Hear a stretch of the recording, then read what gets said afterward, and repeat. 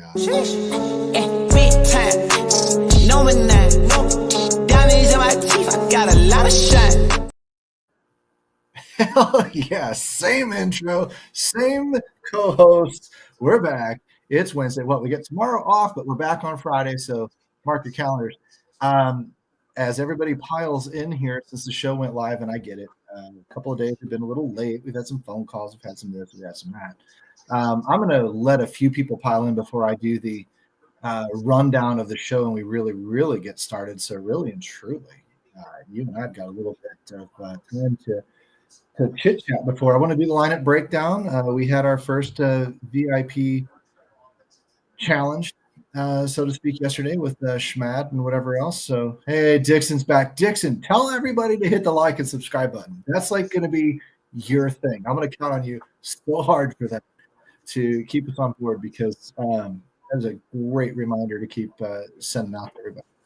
Good to see you back. Good to see everybody else back. Shout yourselves out. Let me know who's in here. Let me know where everybody's going. Soto just went yard. It's only 2 days late. Amen to that. Day late, $1 short. Razzle, what's new today? Not a darn thing, unfortunately. Oh, it does blow. I mean, if there's nothing new today, then it's the same as yesterday. And I got to tell you, for DFS, for me, yesterday sucked. So we can't have any more of that. I mean, it definitely sucked by the time I woke up. It was not sucking for most of the night. Did you profit?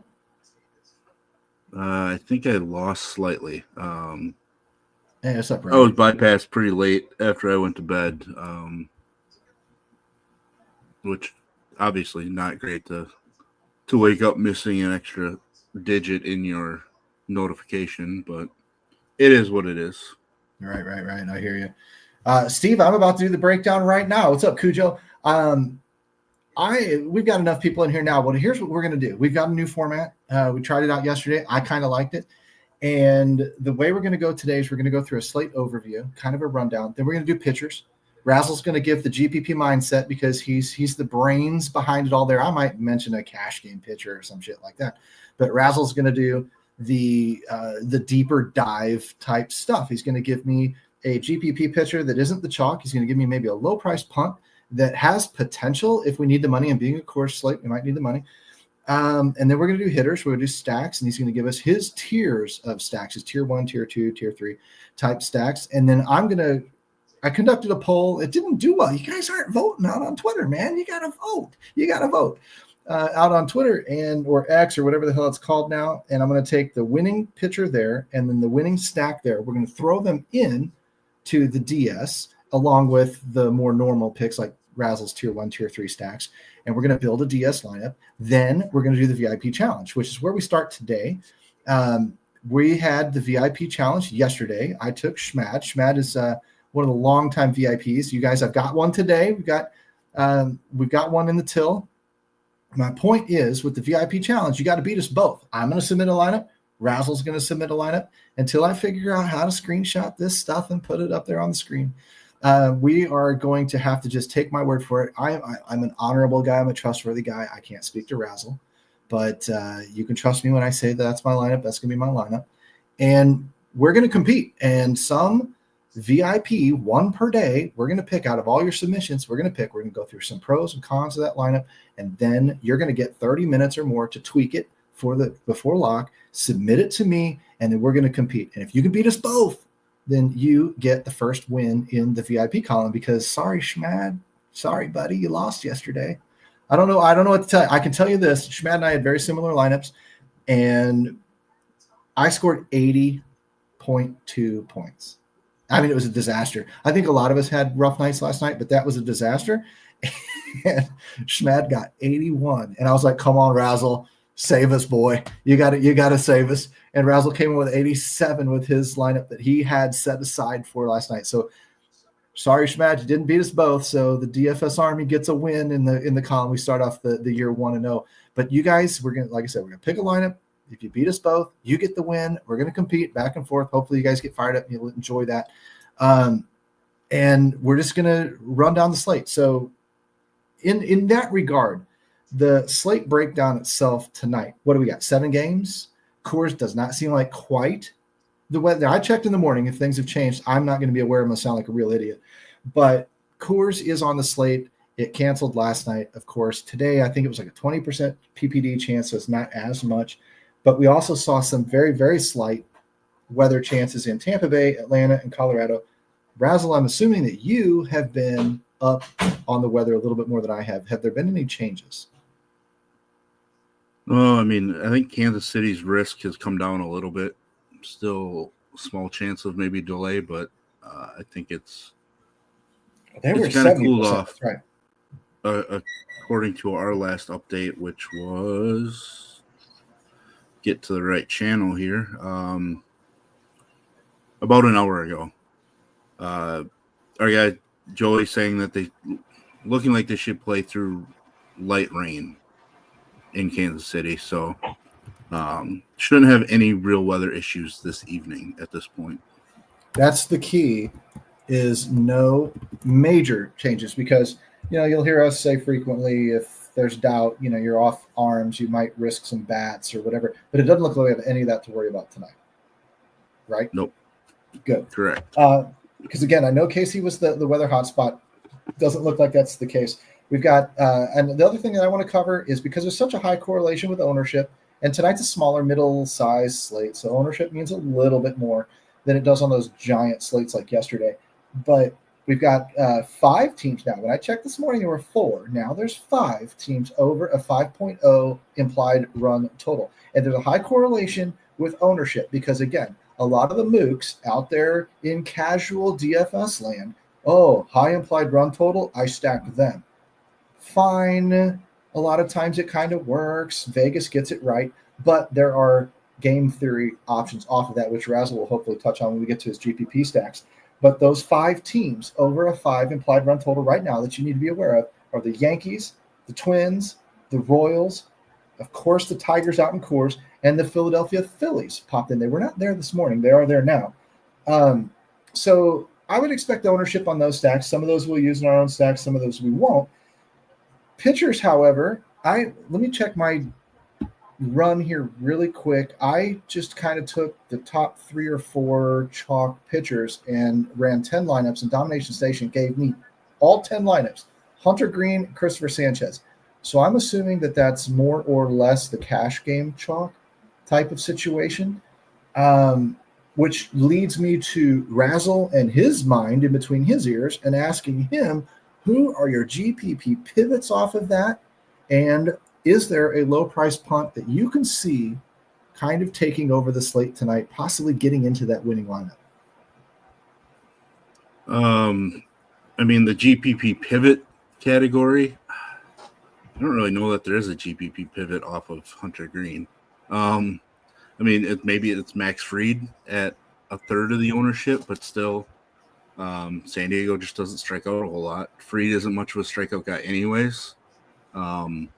Really, like, when you play Fried, you're just playing up for the fact that there's going to be a lot of starts where he's going 7 innings, as compared to the 5 or 6 from most other guys. This is the slate that just doesn't have the pivots that you're kind of looking for, at least around the price points. Christopher Sanchez is just so cheap on DraftKings. The only direct pivot off of him would be Grant Holmes, who has plenty of upside, who we just saw, I think he had 7 or 8 strikeouts through 3 innings against the Dodgers recently. And we know the Reds are a lot more vulnerable to the strikeout than the Dodgers typically are. So Grant Holmes is in play, especially because he's been a pretty strong revert splits guy. Every home run that he's allowed at the major league level over the last couple of years has been to right-handed bats. So 0 home runs allowed to lefties. But I don't really think you need to get creative at pitcher. Jose Barrios against a weaker Angels lineup should be higher owned than what we have him projected at. Shane Baz, super volatile guy, taking on a Phillies team that's had their team total rise throughout the day. He's one of those GPP guys that could surprise and rack up some strikeouts while giving up a home run or 2. So if you're not getting different These are all slate dependent tactics, right? Like some nights it just doesn't make a lot of sense. Where would you be getting different in your GPP runs? I assume stacks, or are you really just even going to maybe eat some chalk and stacks and do one-offs or something like that? Where are you getting different in these GPP builds? I mean, I don't really know that it doesn't feel like I'm getting too different this evening, unfortunately. Are you eating chalk tonight? Like a lot of chalk? A lot. I mean, I'm going to end up somewhat underweight on Detroit bats, which is weird because they're in my top tier. But I just, because of how my tiers work, like the percentages I'm going to get of Detroit appears to be lower than what the field is playing. Okay. Like, because you're sounding schizophrenic. Yeah, I mean, it feels gross, right? Like, I think the way that my percentages work out, like I'm 14% Detroit stacks in the main side. Like I'm looking at Kerry Carpenter at 22% owned, Riley Green at 19. I'll be overweight on those two guys, but Gleyber Torres at 19%. I have a feeling I'm going to be underweight on because I like Colt Keith more as a second baseman. So way to get different, maybe Baltimore bats. They managed to make it into my tier 2. Don't make them a day late and $1 short. You're going to rub that in Schmad's face. That we don't. Schmad 5. For those that don't know, Schmad 5 stacked Baltimore against us last night. Oh, did he? And if they go off tonight, he's going to cancel his membership tomorrow. He's going to be pissed. Well, sorry, he's going to have to do that then. I mean, like it's just the slate's just, I don't know, feels super chalky. Sounds like you're saying it's pretty straightforward. I mean, just like it does feel pretty straightforward. Okay. I mean, unless you're going to rely on San Diego bats against Max Fried, I feel like San Diego's implied team total is a little too low. Like based on that pitcher matchup in that game, I don't see that the Yankees should be 2 full runs better than San Diego in a Fried versus Cease matchup. I mean, I don't like the Angels Blue Jays game might be overlooked a little bit since it's on the West Coast, starts an hour after every other game. Has named pitchers going, but I think each team could score 5 runs in that one, and it wouldn't shock me. So I don't like. Just super tough, and when we get to slates like this, I don't try to force pivots when I just don't feel like they make sense. Like in all reality, I find that just very sound, very solid advice. So I don't know about the members. I appreciate the hell out of that because people will subscribe and think, oh, I'm going to get all the tips and tricks, and you find out sometimes the tips and tricks are just. Don't lose the slate yourself. Like, don't trip over your own shoelaces. If it is what it is, play it, move on. Let everybody else overthink it. Let everybody else kind of screw themselves up. So, really sound advice. I personally appreciate the shit out of it. Yeah, I mean, the biggest thing is, like, the way I try to talk to people is, like, there are 2 different ways to be contrarian, right? You can do it to be smart and make educated pivots from a smart standpoint, or you can be contrarian just to be dumb.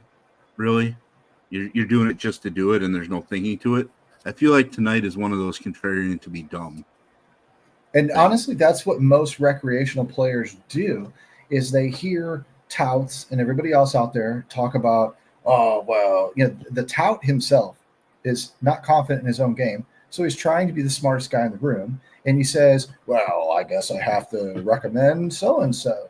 And it's a bad pick. And people follow that advice or get ingrained to being more or less allergic to chalk and saying, well, I don't care what the chalk is. I got to go against that tonight. You know what? Some nights, and what Razzle's telling you, there are nights where it just is what it is. And those are the nights really and truly that differentiate the touts from the pros, because the touts will try to make a name for themselves out on Twitter and be the smartest guy in the room, where the confident guys that have a track record like Razzle will sit back and say, tonight might not be the night. We might just want to kind of like just do this, monkey see, monkey do, and knock this one out. So again, I mean, I think it's really, really good recommendations, especially for a free podcast where people may or may not be tuning in for the first time. So, and if you are tuning in for the first time, down there at the bottom, you see the little banner scrolling. MLB Live during the show gets you 10% off discount on any membership, free access to Razzle, myself, the tools, the optimizer, all that good stuff. And I guess let's move on to hitters. In hitters stacks, I saw, like I said, the 5 implied run totals over 5. I've got the leverage stacks page up here right now. I'll sort it really quick by ownership, just so people can see. Chalk's going to obviously be on Detroit. That's a Coors Field. It's kind of a given that they're going to be very highly owned, whether they're number 1 or number 2, who cares? But they're going to be up there. Along with them, though, KC, Minnesota, even Toronto. So maybe Toronto isn't completely overlooked, like you mentioned. And then the others. And the others, you go down here, the number 1 leverage stack is Philadelphia. The number 2 leverage stack is the Yankees. When they slide that far and you can get them into your lineups, that's not necessarily a bad way to go.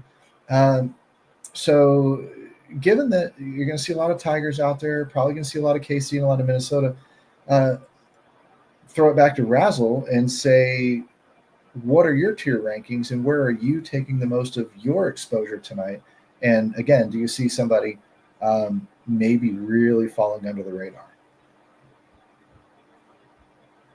I mean, my rankings are pretty chalky by the looks of it. Detroit and Minnesota in my top tier. That's not helping me, man. Picking on Charlie Morton, even though the hitting conditions in Minnesota aren't ideal. But it just feels like one of those sites where we don't really have a ton of ideal spots either. Tier 2, I'm looking at Kansas City, Toronto, obviously too popular, Baltimore. And then I guess the lowest ownership on our leverage stack as far as that lands in Tier 2 would be Philadelphia. Like I mentioned, Bez is dangerous, but the last couple starts at home haven't been good. Philly, explosive offense. We saw Schwarber last night go deep. One of my favorite plays again on the board, just because when Schwarber's one of those guys, when he is hitting home runs in bunches, you just ride him until he has like back-to-back 0-for-4 with 7 strikeout games. Then you kind of jump off of him because he's going to go on a bad run. Yeah. But right now, Schwarber's just kind of locked in. So Philadelphia, I think some people are off of them more because they're expensive as a stack. They're not far behind Detroit's pricing, and Detroit got priced up because they're in Coors. So Juan Soto hit his second home run of the game. Wow. So like Philadelphia, they are the number 1 leverage stack on our tool. They are a Tier 2 team for me. The rest of the teams would then, that I didn't mention, would fall into Tier 3, or the White Sox aren't in my stack rankings because they fall outside my top 12, and so does Tampa Bay for now. I just don't like Tampa Bay against left-handed pitching. Obviously, Sanchez being the chalk, we could stack against him. I'd rather stack Atlanta against Hunter Green because Green has a known home run issue at times, and Atlanta does have power in the top half of their lineup. So, but yeah, I mean, pretty much every other team I didn't mention falls into Tier 3. Like, I don't feel super great about them, but they have some spots that make a lot of sense. Well, if you would, recap Tier 1 and Tier 2 for me, because I was laughing at Dixon's comment about trusting you like his local pastor at his church. I didn't, because man, if he only knew you. Right. Jeez. You ain't the guy to pray to. Who was Tier 1 and Tier 2 again? Because I didn't write them down. My Tier 1 is Detroit and Minnesota. Tier 2 then would be Kansas City, Toronto, Philadelphia, and Baltimore. And Baltimore. That was one I was missing. And then Tier 3 is kind of like everybody else, yeah? Everybody else minus Tampa Bay and the White Sox. Minus no Tampa and no White Sox. So hopefully everybody got that and wrote that down so I don't have to post that in the line. The last thing I want to do is just encourage more of that behavior in the chat, which, I mean, actually, reverse psychology. I want all the love in the chat. Detroit, Minnesota, Tier 1. That's who we'll use in our GPP DS builder here. Actually, Minnesota won the poll, so we'll take Kansas City, Toronto, and Philly and Baltimore after that, and we'll just run 5 into the DS and see how that works. Do you have any dawn calls for tonight? Because I've got a couple, and they're not anything, again, sophisticated. I'm not using, your Aaron Judge or your whatever, who is the only dude in my lineup last night who did squat. Drove me nuts. I scored 8 runs, 5 runs, 12 runs, whatever, and he was the only dude that got even double-digit points, which blew my mind. But tonight, I don't know why. You picked Schwarber, which is cool. We were at least on the same offense. I was looking at Philly, and I'm like, you know what? It's about time for Trey Turner to pop one out. The guy's got decent ISO over the years. I know he steals base, does all that stuff, but occasionally he'll run into one more frequently than, say, like a pure base stealer, would. And then in Kansas City, just go with another base stealer. I think it's about time for Witt to knock one out, too. I got to get off Pasquantino a little bit. And so Bobby would be about my next guy if I didn't just go old school and go Salvi Perez. I'm not going to ask you for prop prices on those guys, but Turner and Witt would be my calls. Who would be yours? Chalky wise, I'm going Riley Green and Kyle Schwarber again. Just Look ride at you Schwarber. going Detroit. I wanted to stay off of them for a reason, but I like it. I was thinking Torkelson too would be a call, but. Yeah, Riley Green's just been so hot. I'm just and Dollander's given up like 6 home runs in 14 quarters innings so far. He's just giving up so many home runs. So a little under the radar, Castellanos kind of be forgotten about because people generally only play him against left-handed pitching. He has a home run in his career against Shane Baz, so that kind of checks out. And then Spencer Steer against Grant Holmes. Okay. So you toss a handful out there. That's good. Just take it. I got my little pea shooter out there, and you got the shotgun, so that'll work. I dig it. Let's more shock. Dixon goes to church. Tattoo always with the comments. Good shit. Let's talk a little bit about building that lineup. So let me shift tabs over to the domination station.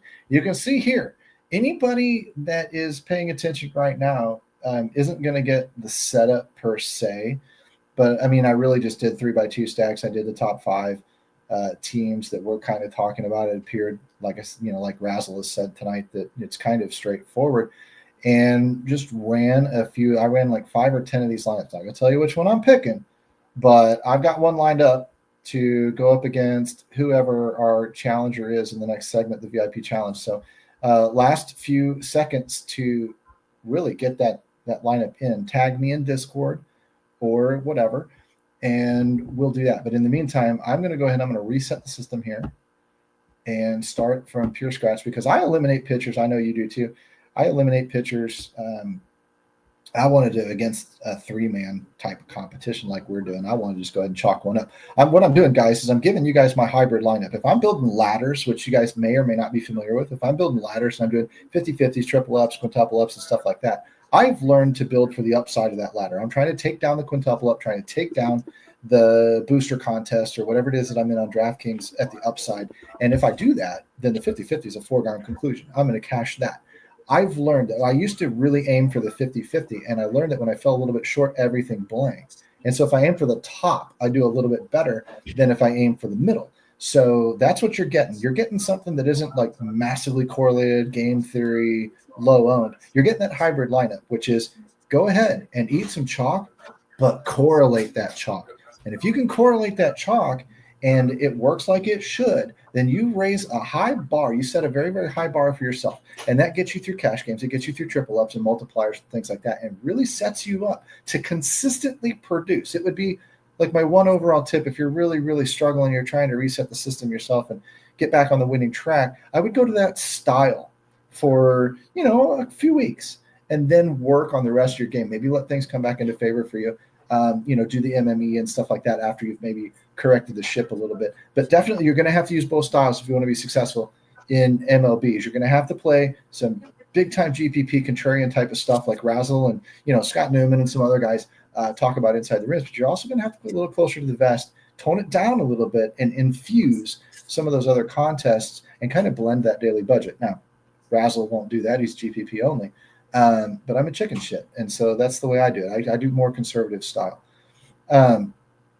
Where were are there any, let's start here. Are there any pitchers that you would just straight up eliminate? I'm going to uncheck them. I'll check back who you talk about. I'm going to sort by ownership. I mean, obviously, Hunter Green, Christopher Sanchez won, by the way. He won the Twitter poll.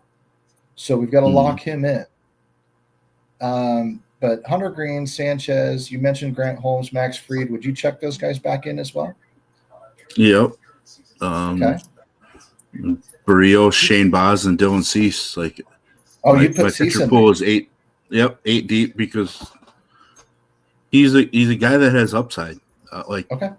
I don't know how often ERAs he's going to get there against the. ERA is such a shit number to look at, anyways. I agree, but it just shows that right now he's not getting results.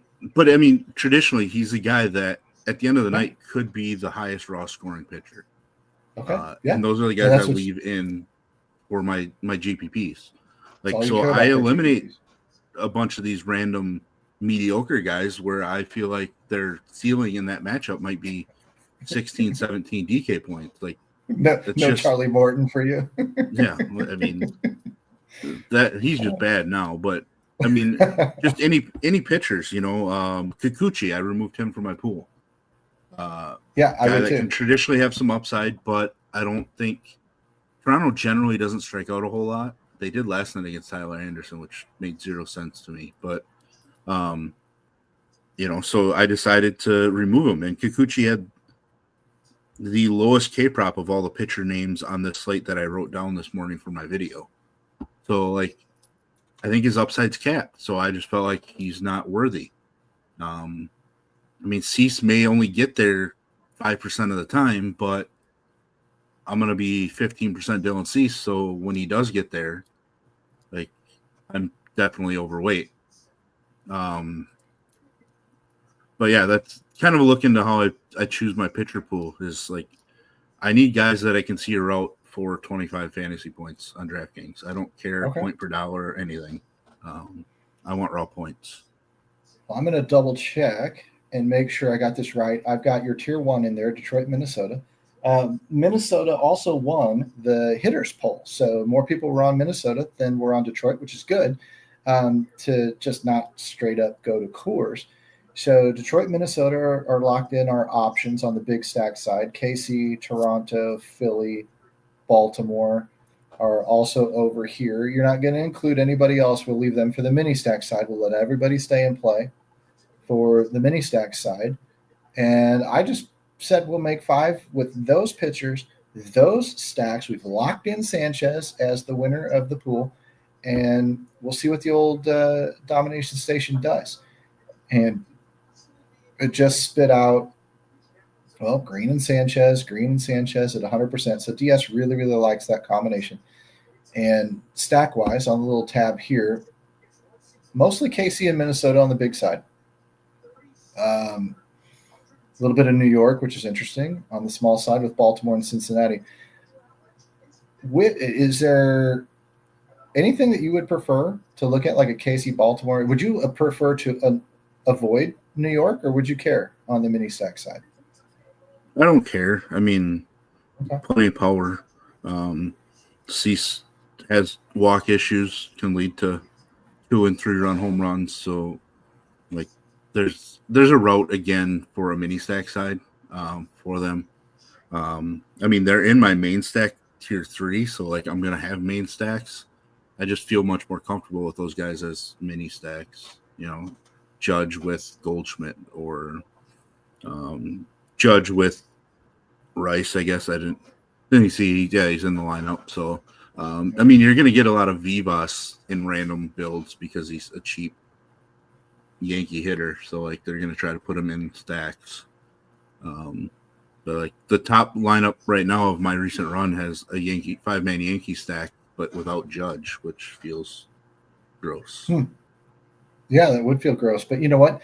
That allows you, and we've talked about this before too, that would allow you to infuse another double dong type guy from somewhere else. Byron Buxton, not that he's a quintessential power, Schwarber, somebody like that. that could have that 2 dong upside as a one-off and complement that stack of Yankees and hope that Judge goes 0 for 3, 0 for 4. Seems like if the Yankees explode for 12, Judge is going to be involved, but I don't know, stranger shit has happened. I'm just inclined to take this top lineup here, which is Aaron Judge as a one-off. It's got 5 Royals in it and 2 Baltimore guys, Jackson Holliday and Ryan O'Hearn. I guess you could do – it has Buxton leading off, 5 Royals, 2 Yankees, which is Volpe and Judge. Might actually sound a little bit better than the others. There's a 5-man Minnesota stack. I'm not a fan. I don't know. In my mini stack, if I had Judge, I don't think I'd have Oswaldo Cabrera in there necessarily. It feels like kind of trying to make shit fit. It's fine for a wrap. I mean, Cabrera's hitting 8th, Judge 2nd. Like, yeah, it wraps. It fits a wrap. Correlates a little bit. I mean, are you excited about Cabrera?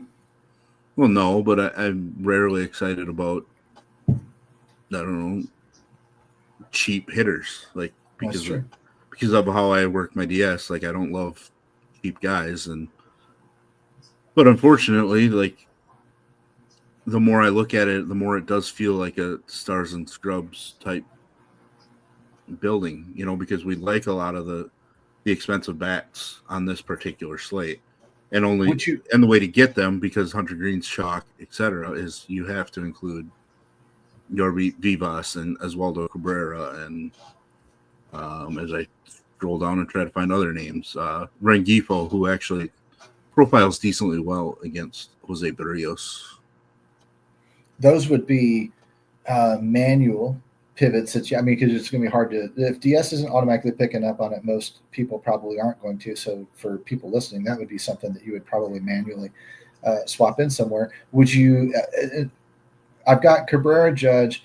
I've got another one here that is 5 Royals again. It's 9, 1, 2, 3, 7. So a 7, 9, 1, 2, 3. That actually correlates in terms of stacks for Kansas City. And then Jackson Holliday is the one-off in Baltimore, but then it runs Aaron Judge with Austin Wells in the 2 and the 3. Would you like that better as a mini stack over Cabrera and Judge, or does it 6 one way, half dozen the other two, and you don't really care? I mean, similar enough. I mean, obviously, like Wells has more upside as a hitter than Cabrera does, so like you're just trying to weigh differently about how you feel about maybe the 5-man stack should take precedence in how you feel.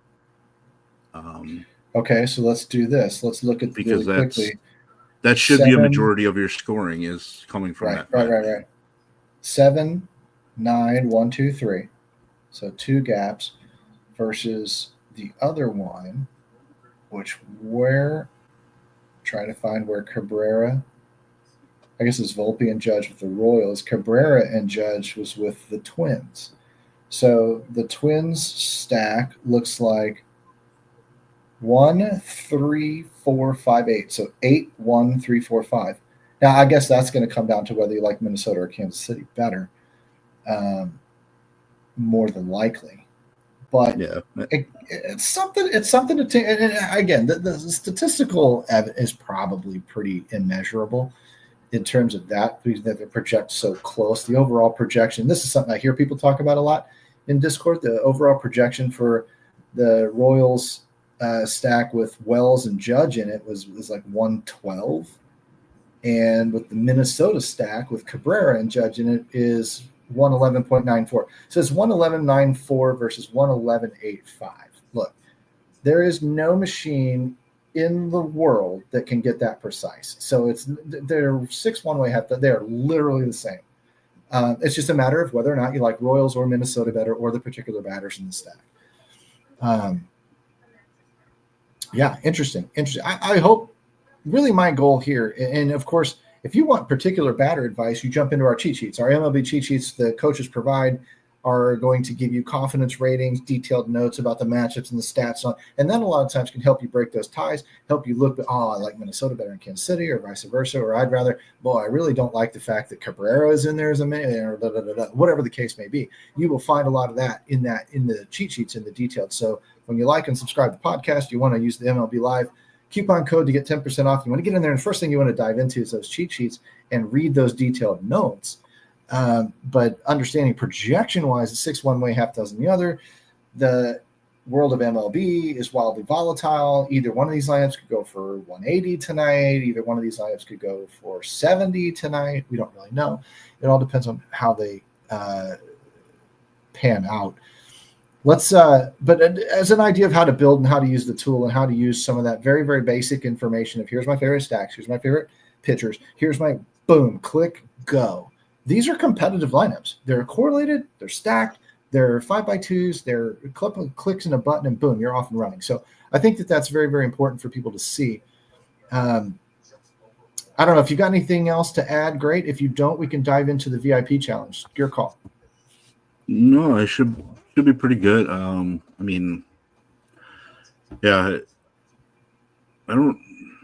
There isn't a lot that stood out to me from a number standpoint on anybody I was looking at. I thought it was kind of extreme, I guess, going back to pitching a little bit, talking about that Fried-Cease matchup.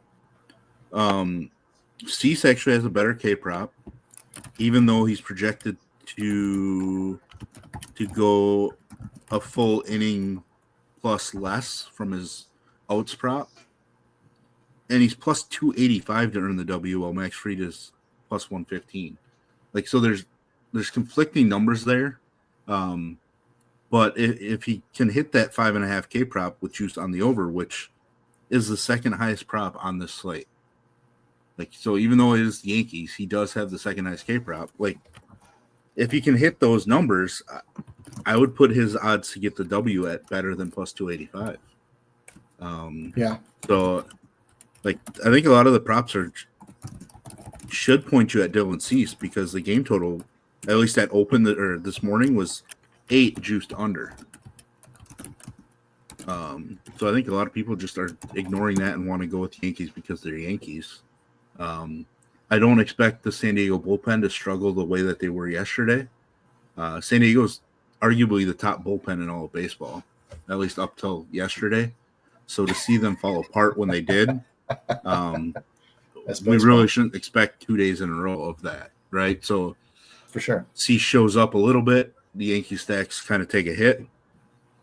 And obviously you gain leverage going with Cease in your 15 to 25% of the lineups roughly on DraftKings. I will get to that in just a second and have you repeat that. I wanted to quickly answer DePrince's question here. Is Casey fine weather-wise? Yes. In the rundown, we saw that on the weather station, they were a 70% PPD chance earlier today. That has, in theory, dropped off a little bit. Razzle pointed out that about an hour, at this point, hour and a half ago, that it seems like things have cooled off a little bit in Kansas City, which should help us. So we determined the slate has fairly low risk for any kind of weather delay, top to bottom. I think you can start players in that game with confidence, which is a good thing. I wanted to actually point out, because you were talking about Cease and Fried in particular, that Chuck Housen asked that he's trying to figure out if he should start Green or Fried. He's already got Sanchez in because, he's like, as we all know, you start lefty pitchers against Tampa Bay. And you kind of touched on that, but just to answer his question, is there anything else you want to add to the Hunter Green versus Max Fried debate? I'm playing Max Fried a lot, or not Max Fried. I'm playing Hunter Green a lot more. Just a much stronger K upside matchup, stronger K pitcher. There it is. It's the K. It's the K upside, K ceiling. Not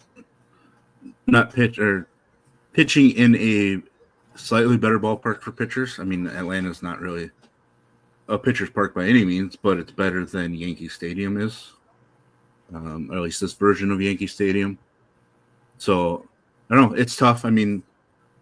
Hunter Green's just going to throw a lot of pitches. They're going to let him go 100 pitches or more. Fried's probably going to throw 100 pitches too. Fried probably goes deeper in the game because he doesn't rely on strikeouts as much. But I mean, I think Hunter Green's a little more volatile because of his home run issues. They can creep up at any point.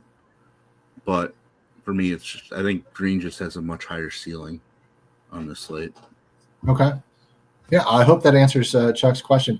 Let's dive in and let me pull that image that I had here we go. And I need to dive in here really quickly and figure out, because there it is. Professor Pork Rind. It's all about the name, baby. You name yourself after a pork rind. And damn if this isn't I gotta shrink this thing down. Hang on one second. See if I can get this thing to do it. And there we go. That's about as good as we're gonna get in terms of how we're gonna pull that one off. But there's the lineup that pork rind. I ain't calling you professor. You named yourself after a pork rind. That's on you. But Grant Holmes, Vlad, this looks like a FanDuel lineup. I didn't do FanDuel today. I did DraftKings, and I'm assuming that you did too. We need to absolutely differentiate between the two. I'll try to log in quick here and get an idea, but I can get you a FanDuel lineup myself.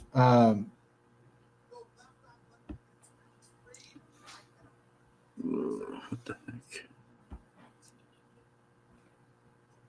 Let's see. There's another FanDuel one. I'm seeing FanDuel. So Schmad wants to go back to back. Somebody got a DK lineup. Submit it. First one in is going to get the run. Now we'll talk some FanDuel. FanDuel with the one pitcher you can typically pay up for pitcher, and with the other lineups, we could run the optimizer here really quick. I can show you what I would do to compete on FanDuel.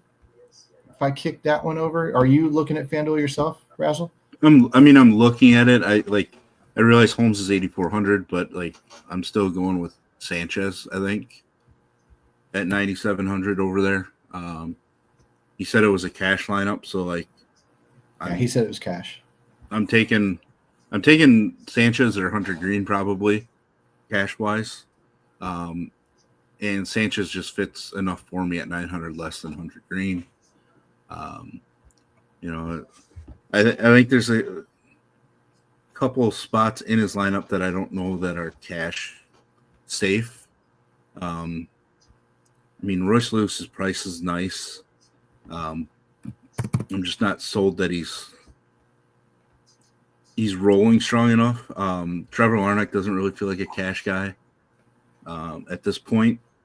And then Santander, definitely an extreme GPP type play. He's been pretty bad, especially against left-handed pitchers this year. I think he's hitting under 100. I don't really have pivots off the top of my head, but looking, because you do have to create some money to be able to go up to Sanchez. But FanDuel slate might have already locked too, huh? Doesn't it lock early? Locks in a half an hour. Half an hour. Yeah, because it includes that extra game or that Boston game, which is annoying. I think the cash play on FanDuel would be Luis Rengifo at third base. He's just 2,400.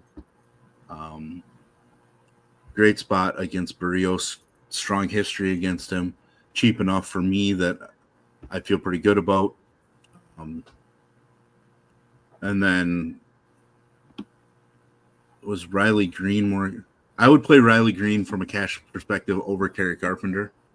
There is always a chance Carpenter could get pinch hit for in a left-on-left situation throughout that game.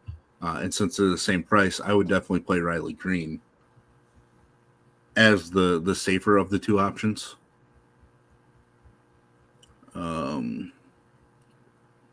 Well, I got a lot of Hunter Green too in a quick domination station run. I'm going to take that lineup anyway, and that's the one we'll compete against tonight because it wouldn't be fair to him just to kick him out because he did FanDuel.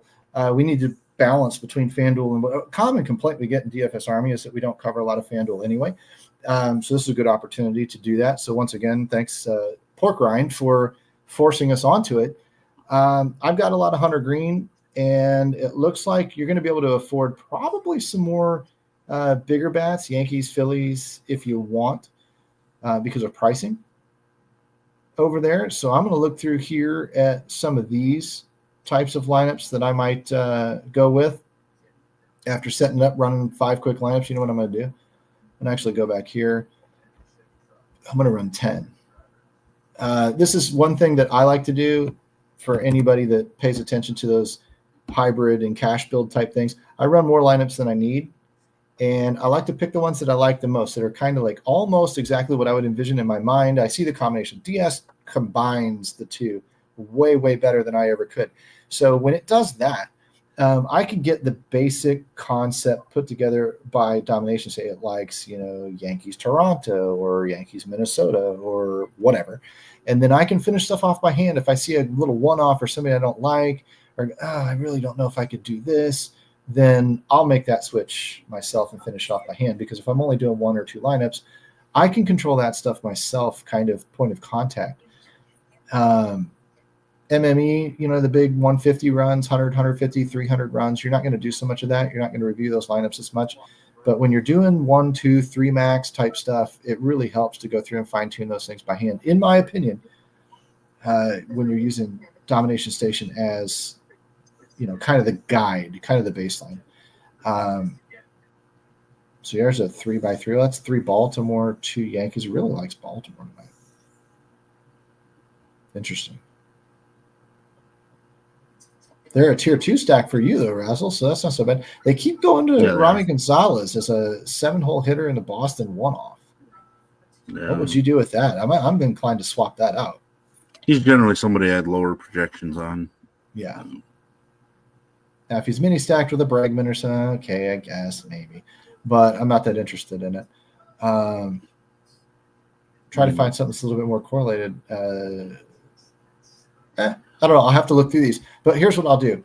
Pork Rind, you're the one that's in you're the one that's in there. I will pick from one of these lineups if I don't hand tweak it a little bit myself. Let's go through his lineup. Let me put that back up there for him because we promised some pros and cons. I just DM'd you my lineup for tonight on FanDuel then. Perfect. Which means I have to play it somewhere because I'm not going to miss out on the money, the potential return by not playing it. Right. All right. So he went Grant really Holmes. Stacked, so whatever. Well, and mine really isn't either. So, I mean, of course, not that I'm going to coach you into anything, but I mean, I wouldn't probably put it in the dime or the quarter or the nickel or the quarter. I'd probably put it in, something more reasonable. Small field single entry or even leagues, 10-man leagues, 20-man leagues, things like that. But you never know. Like you said, one-offs, when the one-offs hit, they hit. And you can't beat them with stacks. You can't beat one-offs with stacks if they all hit. The chances, though, are better. You walking outside with a golf club in the air and getting whacked by lightning.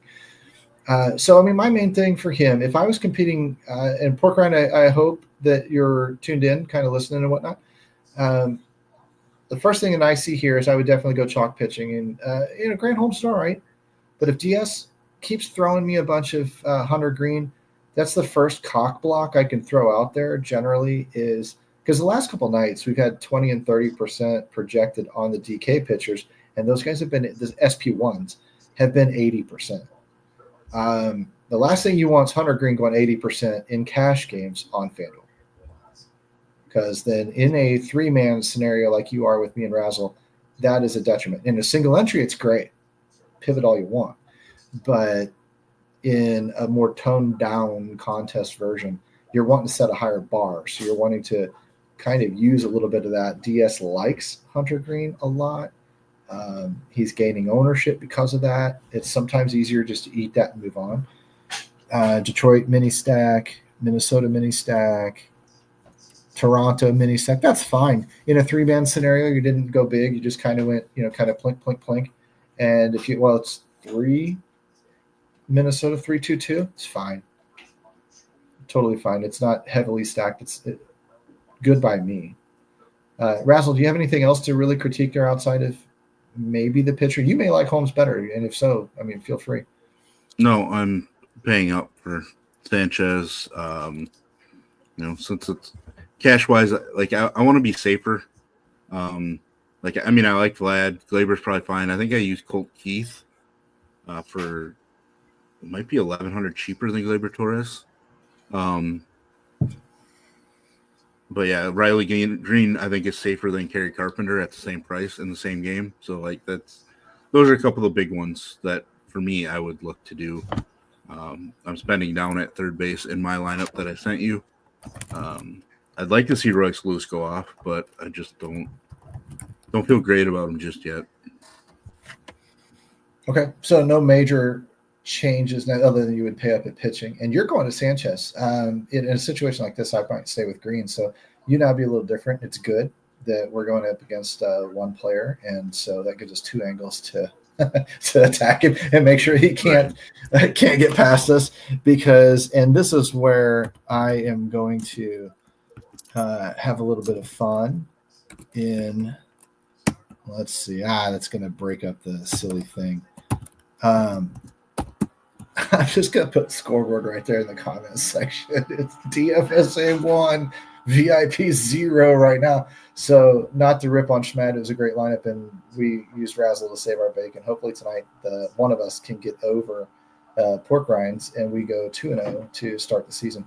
But this is fun. This has been fun. Hopefully everybody enjoys. Hopefully everybody's having a good night, and hopefully we win more money than we did last night because, man, and if you do, I'm going to find a way. Like I found a way to screen share that lineup there. I'm going to find ways to screen share these winning lineups. We're going to start shouting you guys out and start really having fun as a collective group. I don't have necessarily any final words other than, pork rind, I hope you lose. And for the rest, Razzle, what final words do you have? And we'll let everybody go. Yeah, don't worry about chalk tonight. Just build the best lineup that you can. I just don't feel like it's a spot where you can get creative enough and stay smart enough when doing so. So just build your lineup based on what you think, what your research tells you, etc. And I think that's the biggest thing is you trust what you researched, whether it be through people like us, through your own eyes, when you're looking up numbers, etc. You have to believe in what you see, and numbers don't lie. Yeah, numbers don't lie. It's a good one to end on. On that, thanks again for the likes and the subscribes, Dixon, for the reminders as always. And you guys, seriously, use that code. Get in here, get into those cheat sheets, manipulate that domination station, and get your helmets up, man. Get your helmets on those avatars, and we'll see you at the top of the leaderboards for the rest of us. For myself, for Razzle, and for the DFS Army crew, you guys, Robert, take care. We'll see you guys Friday, right? We're off tomorrow, so we'll see you guys Friday for a giant 12-game slate as is right now. So with that said, you guys have a good Wednesday night. We'll talk to you later. Yep.